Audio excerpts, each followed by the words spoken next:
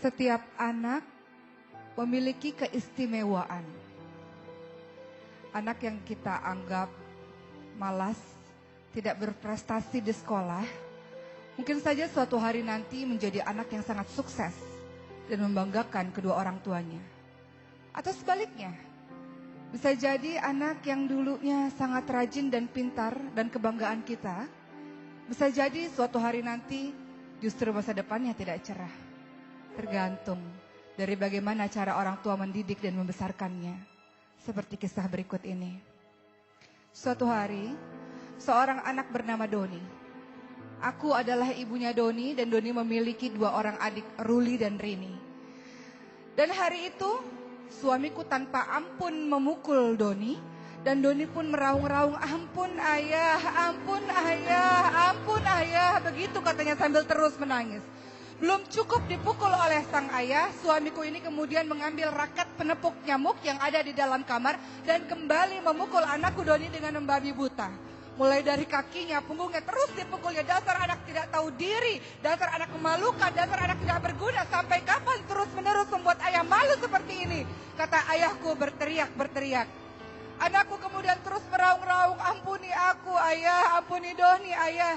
Dan matanya memandang ke arahku yang tidak bisa berbuat apa-apa. Dan seakan-akan mengharap bantuan dan pertolongan dariku. Tapi siapalah aku ini? Hanya seorang istri yang tidak berdaya. Karena aku tahu betul tabiat dari suamiku yang tidak bisa diganggu ketika sedang menyiksa anaknya itu. Maka ayah ini, suamiku ini terus memukul anakku Doni sampai terengah-engah. Dan kemudian pada akhirnya dia duduk sambil dengan nafas yang tersengal-sengal. Dan dengan membentak dan berteriak dia berkata kepadaku, ajari anakmu ini supaya tidak bodoh lagi seperti ini. Ajari anakmu ini malu-maluin saja. Sudahlah bodoh, rapat, jelek, tidak naik kelas lagi. Mau ditaruh mana muka saya ini? Kata suamiku sambil dengan keadaan yang sangat marah dan langsung meninggalkan ruang tamu dan masuk ke dalam kamar. Dan anakku Doni yang sedang kesakitan ini pun langsung saja aku peluk. Dan dengan bersimbah air mata anakku Doni mengatakan, Bunda maafin Doni karena lagi-lagi Doni membuat malu ayah. Doni ini udah belajar keras Bunda, kan Bunda tahu setiap hari Doni belajar. Iya nak, kataku. Aku pun tak sanggup lagi untuk menahan air mataku. Besok-besok kita belajar lebih rajin lagi ya nak. Doni pinter kok. Insya Allah nanti tahun depan Doni bisa naik kelas. Kataku mencoba untuk menghibur anakku. Tapi Doni katakan, tapi Bunda kan tahu. Walaupun Doni udah belajar tapi Doni ini gak pinter. Doni udah berusaha keras Bunda. Tapi tetap aja nilai rapot Doni ini jelek Bunda. Kata anakku sambil terus menangis. Doni gak sepinter adik-adik. Kenapa ya Bunda? Jangan-jangan Doni ini bukan anak ayah. Kata Doni sambil terus memeluk tubuhku. Dan aku pun terus meneteskan air mataku karena perlakuan yang sangat tidak adil menurutku dari suamiku terhadap anak kesayanganku ini. Maka malam itu, Doni tertidur dengan adik-adiknya. Dan adik-adiknya sangat ketakutan karena melihat abangnya ini mengigau dengan sangat kencang. Berteriak-teriak dengan sangat kencang. Doni demam, tubuhnya sangat panas. Maka adik-adiknya memanggil aku dan ayahnya untuk segera menuju ke kamar mereka. Dan aku pun memeluk anakku Doni. Dan Doni mengatakan, Bunda jangan jauh-jauh dari Doni. Doni mau sama Bunda terus. Maafin Doni yang sudah berbuat salah dan memalukan ayah. Doni gak pernah jadi anak kebanggaan ayah. Maafin Doni ya Bunda, katanya dengan badan yang sangat panas. Aku tahu suamiku khawatir. Suamiku memanggilkan dokter dan untuk berusaha memeriksa dan menyembuhkan Doni. Hari terus berlanjut. Ternyata suamiku masih menyimpan rasa malunya. Maka ia memutuskan untuk Doni harus tinggal di pesantren dan tidak boleh dijenguk sama sekali. Begitu kata suamiku. Doni tertegun mendengar pernyataan dari ayahnya.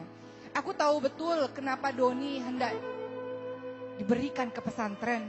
Karena suamiku ini sangat malu dengan keadaan Doni. Doni kembali menatapku dan kembali memelukku dengan mengatakan, Bunda, Bunda kan tahu Doni gak bisa jauh dari Bunda. Doni mau sama Bunda, Doni kan kalau tidur dipeluknya sama Bunda. Nanti kalau di pesantren gimana Bunda? Bunda tolong bilang sama ayah Doni gak mau di pesantren. Doni janji Doni akan rajin belajarnya. Doni janji Doni pasti akan membanggakan ayah. Kata Doni berusaha untuk meyakinkanku. Namun lagi-lagi apalah aku. istri yang tidak pernah berdaya ini. Dan Doni pun akhirnya diletakkan di pesantren, tetap dengan wanti-wanti dari suamiku tidak boleh dicenguk sama sekali. Biar dia menjadi anak yang rajin, bukan menjadi anak yang manja. Biar dia pintar, gak malu-maluin keluarga, begitu kata suamiku. Maka Doni pun akhirnya berada di pesantren. Doni tidak boleh dikunjungi dan hanya pulang ke rumah pada saat liburan saja. Bertahun-tahun di pesantren, pulang ke rumah pada saat liburan. Aku melihat ada perubahan yang sangat signifikan dari Doni. Doni tidak banyak bicara, irit sekali bicaranya. Kalau di ruang makan, adik-adiknya sering bercerita tentang prestasi mereka di sekolah dan ayahnya menyambut dengan antusias, tapi tidak dengan Doni. Bahkan ayahnya tidak pernah menanyakan prestasi Doni di pesantren. Dan Doni pun tidak pernah menceritakan prestasinya. Ia menunduk saja dan terus makan saja tanpa bicara sepatah kata pun. Tapi ada yang berubah dari anakku Doni. Doni setiap malam saat kami semua tertidur, di sepertiga malam ia bangun dan sholat tahajud. Ia menegadahkan tangannya dan berdoa kepada Allah Subhanahu wa Ta'ala. Dia rajin berpuasa dan sangat berbeda dengan adik-adiknya. Setiap kali keluar rumah, Doni mencium tanganku, memeluk tubuhku dan mengatakan, doain aku ya Ma, doain aku ya Bunda, doain Doni ya Bunda. Hal yang tidak pernah dilakukan oleh adik-adiknya karena didikan modern oleh ayahnya. Maka Doni menjadi anak yang sangat aku sayangi. Ketika Doni selesai dari pesantren, ia kembali ke rumah berharap ia akan kuliah. Tapi lagi-lagi ayahnya mengatakan, dengan otak yang seperti itu, gimana mungkin bisa kuliah? Biarkan saja dia gak usah kuliah, nanti malah jadi beban saja. Begitu kata suamiku. Maka Doni pun tidak membantah, ia sibuk mengisi hari-harinya dengan menjadi remaja masjid di perkampungan, bukan di daerah komplek kami. Setiap hari dia datang ke masjid untuk menjadi imam masjid. Namun pada hari itu, tiba-tiba rumah kami digerebek oleh polisi dan Doni dituduh sebagai pengguna narkoba. Doni bersimpuh di kakiku dan mengatakan, aku tidak melakukan itu Bunda, percaya pada Doni. Doni sama sekali tidak melakukan itu. Doni memang sering pergi tengah malam karena Doni berzikir di masjid bersama teman-teman. Karena Doni melakukan ibadah-ibadah di masjid bersama teman-teman. Tapi Doni tidak melakukan itu Bunda, itu fitnah. Itu tidak benar Bunda, Bunda jangan percaya dengan kalimat-kalimat itu. Dan Doni pun pada akhirnya dibawa ke kantor polisi dan ayahnya ini memang sangat sayang sebenarnya dalam hatinya, berusaha untuk membebaskan Doni. Dan memang Doni pun terbukti tidak bersalah. Tapi ternyata kenyataan ini kembali membuat suamiku sangat malu. Dan kembali perkataannya adalah, kenapa sih Doni selalu buat ayah malu dari kecil? Sudah gak pinter di sekolah, bodoh, gak naik kelas, sekarang buat malu lagi, kata ayahnya kembali memarah-marahi Doni. Dan Doni pun kembali lagi diusir untuk yang kedua kalinya dari rumah. Doni yang sudah besar ini pun menatap kepadaku dan menatap kepada adik-adiknya. Aku tahu ada perasaan di hatinya sebagai anak yang terbuang. Dia berkata kepadaku dan adik-adik, Doni pergi ya Ma, Doni pergi ya Bunda, Doni pergi ya adik-adik. Tolong ingat pesan Doni, apapun yang terjadi, tolong jangan tinggalkan sholat. Senantiasa dekat sama Allah. Doni mungkin gak bisa untuk menjaga Bunda, gak bisa untuk menjaga adik-adik, tapi Allah akan menjaga kalian. Janjilah sama Doni untuk senantiasa giat dalam beribadah. Bunda, doakan Doni, semoga Doni jadi anak yang bisa membanggakan ayah, yang mungkin sampai hari ini belum bisa ayah bangga sama Doni. Katanya sambil tersenyum, sementara aku pun lagi-lagi tak kuasa untuk membendung air mataku. Maka pembelaan terakhirku adalah, ku katakan pada suamiku, jangan biarkan Doni pergi. Sudah terlalu lama Doni meninggalkan kita. Izinkan Doni untuk bersama dengan kita. Ini permintaan terakhirku, kataku berusaha untuk membujuk suamiku. Suamiku kembali mengatakan, dia sudah besar, dia harus mandiri, biarkan dia pergi. Begitu kata suamiku. Maka Doni pun pergi.